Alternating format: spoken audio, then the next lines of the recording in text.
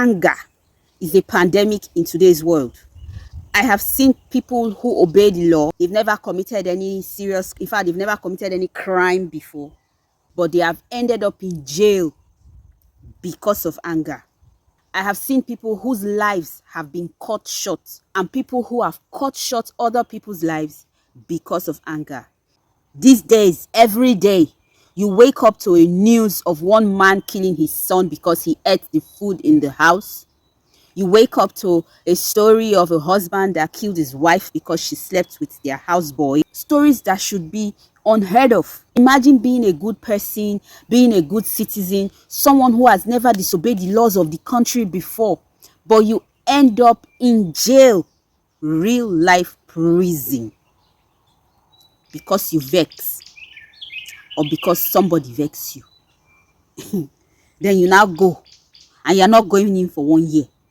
They will now tell you 15 years imprisonment, 30 years imprisonment, because you vex. Is it really because you vex that you are going to prison? No. You are going to prison because of the actions you took out of that anger. Anger is a natural emotion.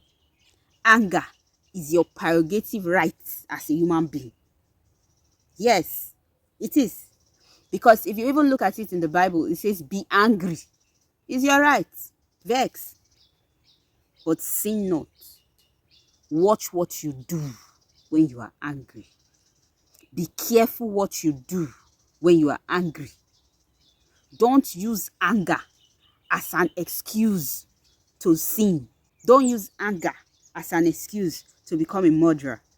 Don't use anger as an excuse to become something that you should not be. What you do when you are angry matters a whole lot.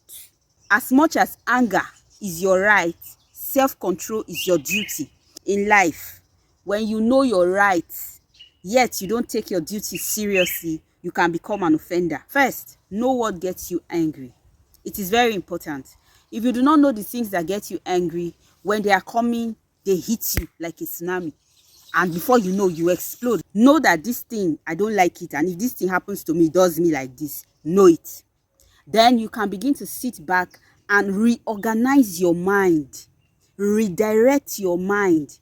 Retrain yourself by yourself. Because when it comes to this thing, nobody can do it for you.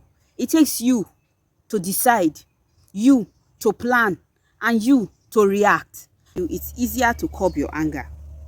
When you know the things that triggers you, you can begin to either avoid those things or train yourself on how to react. The training is a personal thing. The training is a decision in your mind that you make when nobody is there. You begin to tell yourself, no, I'm not going to break anybody's head. No, I don't want to break bottle for anybody again in this life because of this thing. So once you see somebody getting close to that point where you usually break bottle, you avoid it. Or you did not even plan, you did not even know that this person was going to do this kind of thing to you, but you have already known that this thing will get you to this point. So before that time when it happens, you have told yourself that if this thing happens, I will never break bottle again. Then when you see the thing happening, you know how to react, because it is something that you have already trained yourself in private.